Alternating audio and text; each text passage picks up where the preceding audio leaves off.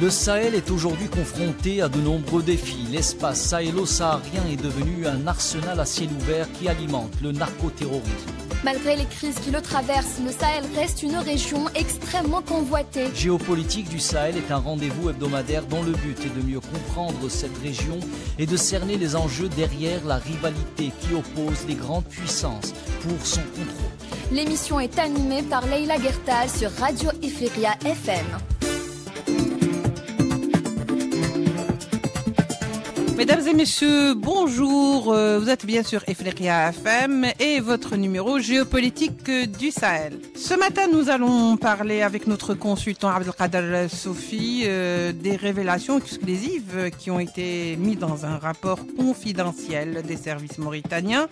Donc, ces révélations font état du fait que l'ombre du Marzen n'est pas très loin à Nouadhibou.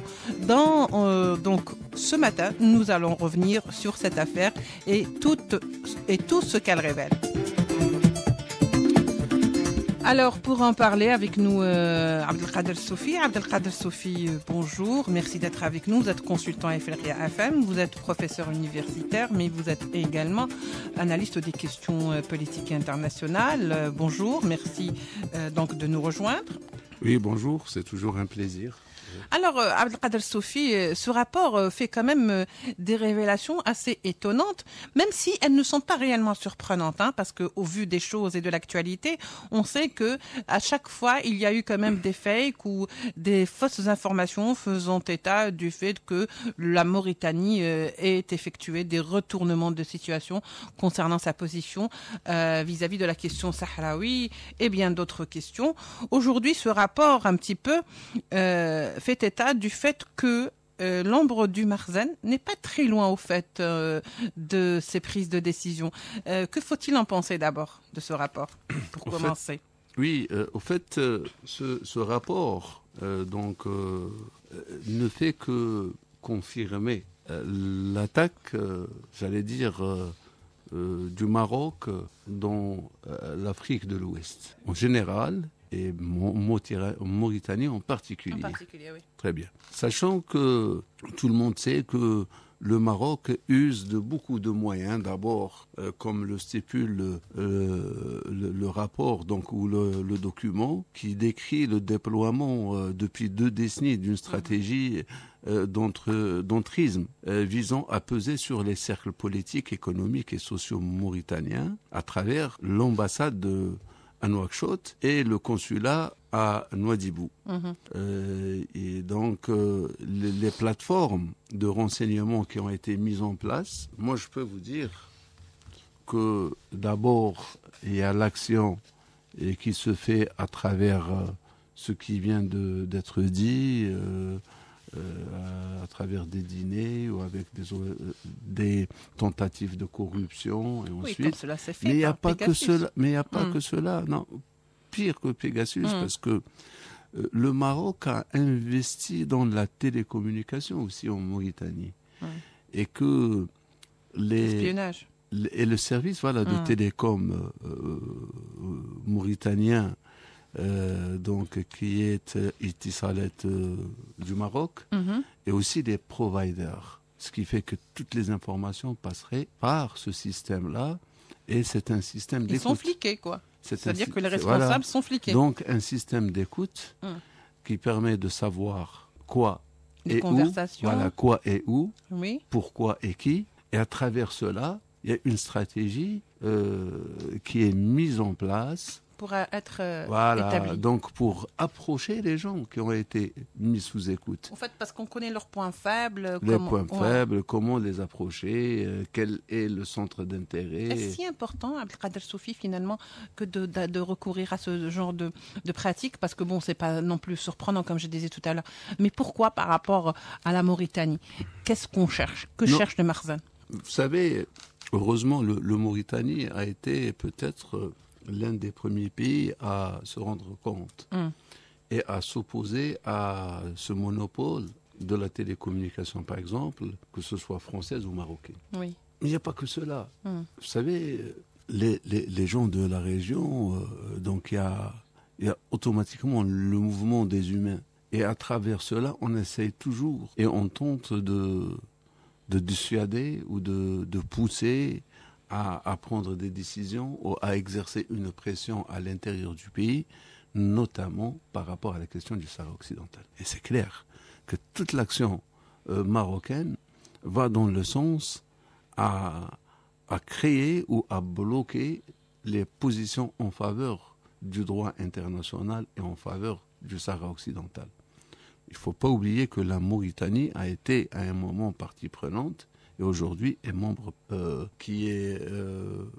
membre observateur, par rapport à la question du Sahara occidental. Et qui que mieux que la Mauritanie, qui connaît réellement le fond du dossier et qui sait que le Sahara occidental est une colonie, d'abord qui était portugaise, après espagnole et maintenant marocaine, je dirais même franco-marocaine, parce que ce qui pose problème ou qui poserait réellement problème aujourd'hui, ce n'est autre que la France qui protège ce colonialisme et qui, quelque part, bloque toute résolution en faveur de l'autodétermination et du référendum. Voilà. Oui, alors très bien. Le problème, c'est que le rapport dit que, alors je vais citer quand même les quelques points sur lesquels est revenu ce rapport, il dit que la nomination du ministre consul marocain Nouadhibou ne relève pas d'un simple protocole diplomatique. Selon ce même rapport, elle serait due ou elle s'inscrirait dans une stratégie mûrement pensée d'infiltration et de contrôle de la Mauritanie par le Makhzen. Cette dernière phrase est très importante à partir du moment où M. Abdelkader Sofi, pourquoi le Makhzen veut avoir cette mainmise ou ce qu'on a appelé ce contrôle par le Makhzen sur la Mauritanie. Pourquoi la Mauritanie, pour le Makhzen, constitue un point important? C'est à double titre. D'abord, la Mauritanie en elle-même, parce que c'est un pays limitrophe, voilà. Et aussi, c'est un pays observateur. Ensuite, c'est un pays à travers lequel on peut aller vers l'Afrique de l'Ouest. Ça peut jouer un rôle très important. Très bien. D'accord. D'ailleurs, c'est comme ça que le Maroc agit dans l'Afrique de l'Ouest et donc essaie de diaboliser, diaboliser les Sahraouis et diaboliser tout soutien au Sahara occidental. À dire que le Sahara occidental, les Sahraouis, ce sont des terroristes. Et que ceux qui les soutiennent le sont aussi. D'ailleurs, allusion à l'Algérie, bien sûr. Et donc, l'objectif aussi est de transformer la Mauritanie en corridor vers, comme je disais, stratégique, vers l'Afrique de l'Ouest. Et cela permet de surveiller la diaspora et les militants sahraouis réfugiés sur le sol mauritanien. Ah, c'est donc ça. Bien sûr. Et puis, les villes c'est ça la cible, finalement. Voilà. Et puis, la ville de Nouadhibou et de Zouérat sont identifiées comme les points névralgiques de cette pénétration. Donc, surveillance du trafic économique ou les visites étrangères et observations permettant ou permanentes des réseaux liés au Sahara occidental. Donc, comme, vous savez, les territoires occupés sont interdits aux représentations sahraouies, mais aussi au flux des associations, des organisations internationales, des observateurs. Voilà, tout le monde est personne non grata. Oui. Et donc, à travers la Mauritanie aussi, on peut rencontrer les représentants du Sahara occidental sur place qui sont établis là-bas. Et donc le réseau, ce réseau marocain, j'allais dire, essaie de bloquer ou de mettre en échec la relation entre les Sahraouis et éventuellement les organisations internationales ou bien les personnalités qui peuvent avoir une idée meilleure et influencer le chemin du dossier. C'est pourquoi donc des villes, comme je disais, Zouérat et Nouadhibou, où des Sahraouis sont établis. En plus de cela, il y a ce dont on parlait, c'était l'espionnage et le chantage numérique. D'ailleurs, à ce propos, Abdelkader Sofi, le rapport en lui-même indique avec certitude et affirmation que ce rapport dit que même le logiciel d'espion Pegasus a été utilisé. Donc finalement, après le scandale qu'il y a eu contre l'Espagne, contre la France, avec ce fameux logiciel d'espionnage, cela n'a pas réellement, si vous voulez, freiner le Maroc dans cette démarche scandaleuse. Il continue encore de le faire, même avec la Mauritanie aujourd'hui. Avec toute l'Afrique. Bon, puisqu'on parle de la Mauritanie, mais avec toute l'Afrique. Oui, mais avec les trucs qui sont avérés. Alors puisqu'on parle de nous, et ici en Afrique, vous savez que ce mode de travail, ou là, ce mode d'emploi, il est identique à celui de l'entité sioniste et du Moussad. Le logiciel en lui-même, Très bien.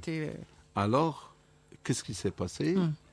Donc, le Maroc a mis en place un dispositif d'espionnage, Pegasus, et un autre dispositif de télécommunication et de provider, de téléphonie et de provider, dans la plupart des pays de l'Afrique de l'Ouest. Et vous pouvez vérifier. Concernant les dirigeants. Non, mais j'y arrive. Je pense que ce que je suis en train de dire, ceux qui nous écoutent le savent. Et partout, chaque pays qui nous écoute, dans l'Afrique francophone, sait de quoi je parle. Ça veut dire qu'il y a le réseau téléphonique marocain. Le système Pegasus. Très bien. Et à travers cela, et le système Pegasus, cela permet d'espionner les responsables, les chefs d'État, les ministres, les militaires, les associations, les chefs de parti, la diaspora, tout le monde. Et par conséquent, donc, avoir tout ce qu'il faut savoir sur les personnes, d'abord, et sur les objectifs de l'État, des États ensuite. Et c'est comme ça qu'ils arrivent à mobiliser les personnes à l'intérieur des pays et par conséquent, donc, quelque part, obliger les gens à épouser la thèse marocaine. Voilà. Donc, cela donc, en offrant des choix, ou bien accepter la position marocaine en contrepartie. Le chantage. Voilà. Ou bien, donc, le chantage carrément, divulgation d'informations. Donc, finalement, c'est exactement, d'ailleurs, ce qu'on a soupçonné pour, par exemple, la position du Premier ministre espagnol, Sanchez, qui, donc, a changé de bord jusqu'à présent parce qu'on lui tiendrait un fil à la patte. C'est un peu ça. Finalement, le système qui s'est établi en Mauritanie n'est pas vraiment récent ni une surprise parce que de toute façon c'est exactement la même chose et la même méthode avec laquelle ils ont travaillé concernant donc l'Espagne ou même par exemple des militants français pour la cause sahraoui à Ivry. Claude Mangeant en a même fait les frais puisque pendant 12 ans son téléphone était donc espionné et ses actes également. Donc finalement ce que fait aujourd'hui le Maroc ou le Marzen, c'est de tenter d'avoir un maximum d'informations par l'espionnage, ensuite d'essayer de convaincre les dirigeants d'adopter une attitude à l'encontre de la RASD. Si cela n'est pas fait, on ressort les dossiers et on va vers le chantage, c'est-à-dire ceux qui n'obtiennent pas avec amabilité, ils finissent par l'obtenir avec le chantage. Oui, absolument. D'ailleurs, il faut dire qu'il y a un réseau qui œuvre. Le Maroc le fait pour lui-même par rapport à cette question et il le fait pour autres acteurs. Parce que là, il l'a toujours fait. Quand je parlais par exemple de la téléphonie, c'était avec la téléphonie française. Et quand je dis Pegasus, c'est avec l'entité sioniste, mais aussi avec les Émiratis qui ont été les premiers à utiliser Pegasus en 2012-2013. Les premiers destinataires de Pegasus. Contre des pays arabes. Contre les pays arabes et contre partout. Après, ce programme a été utilisé par le Maroc contre les pays méditerranéens, contre l'Algérie, contre la France, contre l'Allemagne, contre l'Espagne et aussi contre les pays africains, notamment de l'Afrique de l'Ouest, ou des pays africains qui en sont susceptibles de défendre la question pour obtenir des retours sahraoui.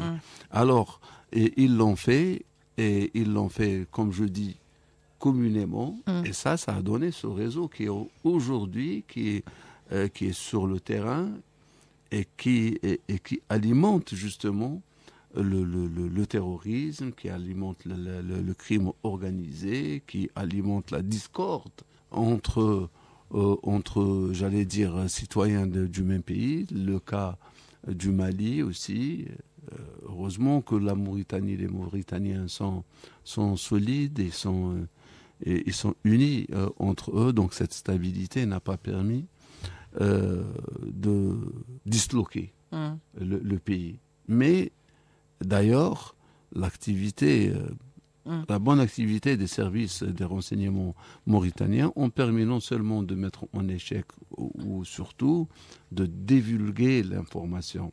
Cette information, elle est juste à retenir et elle doit être l'élément de base pour le reste des pays voisins de se prémunir contre ces agissements et cette action. Donc la meilleure des façons, c'est d'arrêter. C'est d'être vigilant. D'être vigilant, bien sûr, et aussi revoir les contrats de la téléphonie, et revoir aussi la sécurité. Il s'agit de la souveraineté, de la sécurité nationale de l'État. Finalement, le rapport, c'est vrai qu'il y a des choses très graves qui sont révélées. Très graves dans la mesure où, comme le dit le rapport, on est en train de tenter de faire de la Mauritanie un terrain, si vous voulez, ça devient un terrain de confrontation pour ces deux puissances, donc le Maroc et l'entité sioniste, parce que il s'avère que dans ce que tente de faire aujourd'hui le Maroc, en essayant de soudoyer, en essayant de faire du chantage, le retour de la France qui a toujours existé, mais là c'est carrément aussi pas seulement la présence marocaine qui est là, ou la présence du Marzen, mais également celle israélienne aujourd'hui en Mauritanie. Et c'est ça qui est grave, finalement. Oui, mais vous savez que la présence de l'entité sioniste ne date pas d'hier. Donc il y a toujours eu cette tentative d'infiltrer les pays africains et essayer d'avoir une mainmise, parce que l'objectif est double. Entre le Maroc et l'entité sioniste, c'est changer de point de vue des Africains concernant la question du Sahara occidental et la question de la Palestine. Donc, ils ont un dénominateur commun. Et agir ensemble, c'est contre pratiquement, pour eux, un seul ennemi ou une seule menace. La menace, c'est le peuple sahraoui, qu'il puisse accéder à son indépendance, et le peuple palestinien qui puisse accéder lui aussi à son indépendance. Oui. Donc ils conjuguent leurs efforts avec la France qui veut reconquérir l'Afrique et revenir à ses intérêts. Et bien sûr, il y a les Émiratis qui, eux, jouent les troubles faits et aussi, donc, ils ont un autre rôle vassal. Qui le font, qui l'ont toujours joué, ce rôle. Qui l'ont toujours joué. Donc, comme ça, on comprend les motivations de tout un chacun et le pourquoi de ces actions et pourquoi ça représente une menace pour nous, les Africains.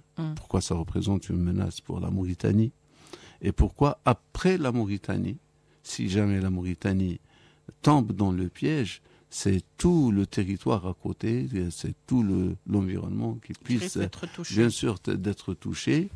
Et je crois que, surtout avec l'éveil, le panafricanisme qui est en train de gagner du terrain, et cela dérange. Et dérange à un point qu'on a mis en place beaucoup de stratégies du genre pour casser l'élan africain. Heureusement que les services secrets aussi aujourd'hui mauritaniens à travers ce rapport démasquent. Oui. Démasquent le Maroc, l'action du Maroc et ceux qui sont avec ou derrière. Donc ça veut dire que le Makhzen ne se contente pas finalement d'espionner, ne se contente pas d'avoir une position sur le Sahara occidental que tout le monde a compris, mais il veut aussi que les pays qui sont le plus ou moins touchés par par ce dossier sahraoui de manière ou d'une autre sur le plan géopolitique et géographique aussi doivent avoir une position contre la race, contre l'existence même. Et pour cela, ils sont prêts à tout, donc à tous les moyens pour les détourner de cette position. Finalement, on veut transformer, si vous voulez, la Mauritanie en un terrain de jeu par procuration, finalement. Absolument. Vous savez, cette guerre contre le Sahara occidental. Au principe, les Marocains ne peuvent pas. Ils n'ont pas les moyens de pouvoir le faire. Sauf que, quand vous voyez sur le terrain... Donc, ils jouent dans les coulisses. Les investissements marocains, comme je disais, dans les providers et dans la téléphonie, sont autour de 600 à 800 millions de dollars par pays. Oui. Comptez 17 pays africains, ne serait-ce que 17, regardez le chiffre. Le Maroc ne l'a pas, n'a pas ces moyens et n'a pas ce matériel. Donc, mais il a un allié de taille, voilà, plus pernicieux. D'où est-ce qu'il rapporte ce matériel? D'où est-ce qu'il rapporte les Émirats, cet argent? Et comment qu'ils peuvent le faire? Voilà. Si ce n'est à travers le flot. Voilà, le flot et la technicité des sionistes et françaises. Voilà. Alors, ce qui se fait en Afrique se fait en Mauritanie. Et l'objectif, nous l'avons Sauf dit. que là, ça a été dévoilé. Oui, bien sûr. Voilà. Et l'objectif est clair. Mais c'est le même procédé. C'est le même procédé et le même objectif. On veut plier les chines de l'Afrique, changer la vie des Africains. Il n'y a pas que cela, parce que nous avons parlé des représentations diplomatiques et des représentations consulaires qui jouent ce rôle aussi à travers l'invitation des personnalités, des personnes influentes. On les invite, on leur offre des cadeaux et on les piège, au fait. Des fois, même dans la conversation, quand on est dans une conversation non officielle. Rompu, décontracté. Donc, et là, ils sont piégés, ils sont filmés, ils sont enregistrés, et ça devient un moyen à travers de pression on exerce la pression. Et de chantage. C'est vrai que finalement, si on devait faire une conclusion, Abdelkader Sofi, on va dire que ce rapport, même s'il révèle des choses très dangereuses, mais ces choses très dangereuses et ces aspects de corruption, de système Pegasus, d'argent déployé, de voyages octroyés, d'avantages économiques, ne sont pas vraiment un secret. Au fait, c'est presque, si on disait, c'est pas une révélation, tant et si bien que tout le monde connaît cette vérité. C'est exactement ce modus operandi qui a été fait avec la France. Le même modus operandi qui a été fait avec Pedro Sanchez, dont le retournement de situation a vraiment surpris et qui ne peut même pas faire marche arrière. Dieu sait quels sont les dossiers qu'on détient sur lui. Donc vous voyez, ce sont des procédés qui sont propres au Maroc, mais qui sont propres au Maroc avec leurs alliés sionistes, parce que la touche sioniste, si vous voulez, elle est là, elle existe. Car le rapport dit que, pour conclure, que le Makhzen, dans toute cette quête, vous voyez, parce que finalement, c'est déploie toute une entreprise, c'est de l'argent, c'est de l'économie, c'est de l'influence. Dans toute cette quête, le Makhzen ne se contente pas de défendre ses positions sur le Sahara occidental, ce qui aurait été de bonne guerre. Allez, on va dire ainsi, même si c'est pas le cas. Il façonne en profondeur le paysage politique, économique et médiatique mauritanien. C'est carrément, on veut un autre paysage, celui qui est favorable donc à la position marocaine. C'est ça qu'on veut obtenir. Parce que la Mauritanie, finalement, est dans un endroit pivot. Bien sûr. C'est pas pour rien qu'on met un ministre consul. Voilà. Mais un ministre consul, vous savez, c'est une position... En plus des renseignements. Bien sûr.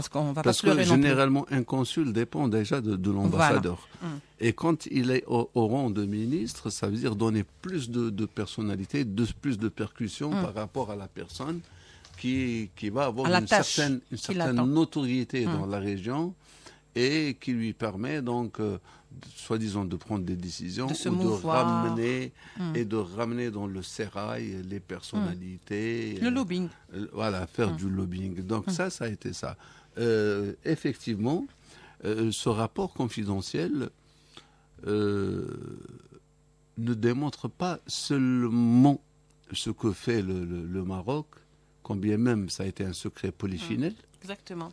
Que tout le monde sait. Mais au-delà de cela, il permet de démasquer l'action réelle, comment qu'elle se passe, comment que le système marocain agisse en Afrique, et donc comment que l'État est impliqué d'une façon directe dans l'espionnage et dans les malversations. Et le chantage. Le chantage, et aussi dans le système réseau, dans le réseautage avec des acteurs autres et au profit d'acteurs autres pour réaliser donc ce sale boulot et cette mission. Alors que c'est interdit, hein, je veux dire, sur le droit international, il est interdit de mettre sur écoute et d'espionner des chefs d'État. Et là, ça passe comme si, vous voyez, comme si c'était quelque chose de banal et de courant. Donc, personne ne s'offusque. C'est vrai que lorsque le scandale Pegasus a été déclaré, tout le monde a crié au loup, au scandale. Mais là, ça devient de plus en plus banalisé. Et ça passerait presque pour, si vous voulez, c'est érigé presque en doctrine ou, je sais pas, en système. C'est tout à fait normal que le Maroc fasse ça. Vous savez, personne ne dépose plainte. Il y a deux choses importantes. D'abord, cette protection qui fait que le Maroc apparaît comme étant un État au-dessus de la loi. Comme l'entité sioniste. Voilà. Et donc, un État qui ne reconnaît pas ce droit ou qui l'en use à sa guise.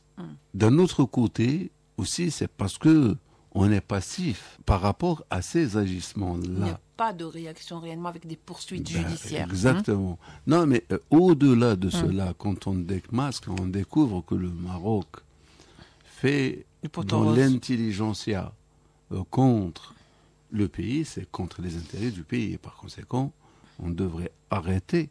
Ailleurs, avant, c'était passible de mort, peine de mort. Non, d'abord, on devrait arrêter les responsables. Les responsables et finir donc toute forme de relation diplomatique ou autre et rester en justice les auteurs, mais aussi responsabiliser le pays lui-même, le Maroc.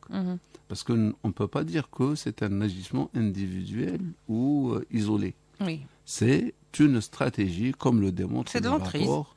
C'est une ingérence. C'est de l'ingérence, effectivement, et une orientation du centre décisionnel des pays, notamment celui de la Mauritanie, par rapport à ce dont le Maroc... Qui consiste donc à gérer, à orienter la politique d'un pays vis-à-vis de telle ou telle question. En faveur de l'approche marocaine. Voilà. Donc finalement, comme vous avez dit, vous avez soulevé quand même un point très important, Abdelkader Sofi, c'est que en dépit du rapport, de ces révélations qui sont tenues quand même confidentielles, entre guillemets, parce que maintenant, ça y est, elles sont rendues publiques, pas réellement, mais en tous les cas, on sait à peu près ce que dit le rapport. En dépit de cela, on voit qu'il n'y a pas si vous voulez, de réaction. Il n'y a pas réellement de réaction de la part de la Mauritanie. Quand je dis la Mauritanie, je peux dire aussi de l'Espagne ou de la France, parce que ces trois pays ont été directement ciblés par le Maroc.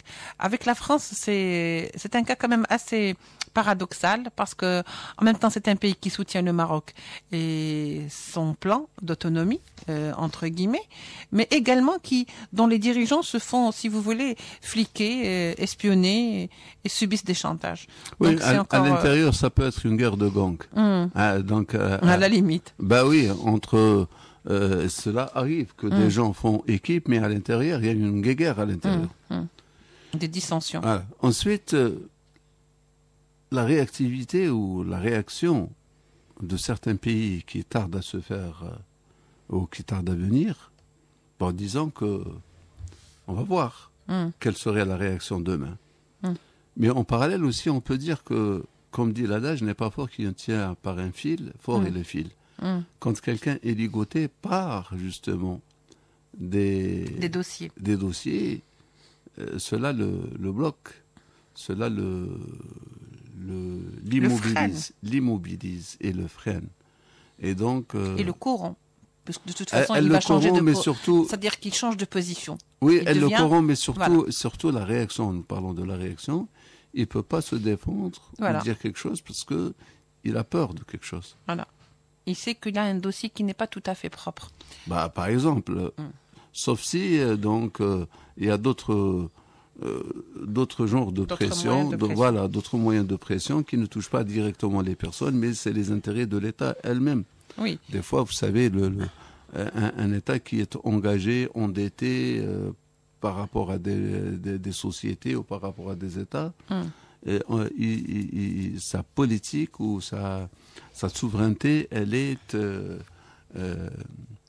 mise à mal. Donc, il ne peut pas prendre de décision c'est pour ça souveraine. Que le rapport dit que dans ces écoutes téléphoniques, dans cette façon de fliquer de manière, si vous voulez, concentrer tous les moyens pour justement certaines personnes, permet au Makhzen finalement d'anticiper sur la politique que, si vous voulez, les dirigeants vont prendre. Et ça, c'est très grave. Parce que d'emblée, on sait à qui on a affaire et on sait de quelle manière on va pouvoir avoir ou établir des relations avec lui. C'est ça qui est plus grave dans tout ça, parce que finalement, ce pays devient comme, si vous voulez, ça devient ouvert et ça n'a plus de secret. Oui, vous savez, parce que... Il est donc exposé au danger. Oui, parce que nous parlons de la Mauritanie, parce que le rapport, c'est celui des services secrets mauritaniens qui ont démasqué... Dieu merci, encore heureux. Ça veut dire qu'ils sont vigilants. La pratique marocaine. Mais cela, malheureusement, s'applique à pratiquement tous les pays qui ont des relations sauf qu'il n'y a pas de rapport, le Maroc. Et qui... regardez, donc il faut chercher toujours le pourquoi. Et comme ça, on peut découvrir quels sont les pays qui sont eux-mêmes. Ils peuvent se découvrir donc et contrecarrer cette stratégie marocaine. Tous ceux qui ont une position pro-Sahara occidental, pro-droit international. Ou qui hésitent un peu. Ou qui hésitent aussi. Donc, deviennent une proie facile. Ou qui ont une position pro-Sahara, plutôt Palestine. Donc, ils défendent le droit international et le droit des Palestiniens, ou ceux qui ont mis à mal les intérêts français dans la région. Tous ceux-là donc, sont susceptibles d'être dans la menace, dans cette menace. Ce qui, pour conclure, donc Abdelkader Sofi, ce qui veut dire que finalement, le Maroc, en tant que pays, j'allais dire, devient un danger pour ses voisins, que ce soit en Europe, que ce soit en Afrique. Ça devient réellement un partenaire qui n'est pas, dont on va pas dire fiable, mais on va dire que absolument il faut ouvrir les yeux 10 fois plutôt qu'une. Exactement. Quand on est donc en relation avec le Maroc. Merci beaucoup Abdelkader Sofi d'avoir contribué et de nous avoir éclairé de votre lanterne. Merci à vous. Merci. Je vous rappelle que vous êtes notre consultant FLRIA FM, professeur universitaire et analyste des questions politiques internationales. Merci à vous de nous avoir suivis. Géopolitique, vous retrouverez l'émission la semaine prochaine pour un nouveau numéro. Au revoir.